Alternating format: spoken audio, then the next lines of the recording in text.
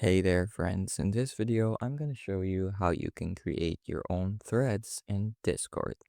So, first, let's talk about what threads are. Threads are basically sub conversations from a particular message. So, think about them like side conversations that take place in parallel to whatever is going on in your main text channel. So you can see the threads icon here at the top, and this just shows you what threads are currently active. Alternatively, you can also create a new thread here if there are no active threads.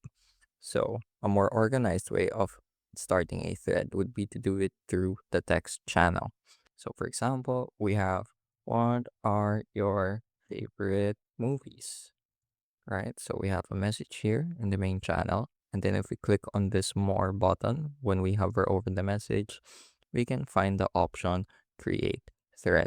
So this automatically creates a thread with this message as its prompt or as the first message in the conversation.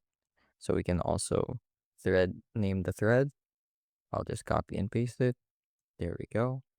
And then we can keep on talking here. So, for example, this is really useful if there are plenty of people, lots of active people in the text channel, and you want to keep things more organized in the main text channel, and it just reduces the clutter a good deal. So, the conversation can continue here. What are your favorite movies? I personally love Treasure Planet.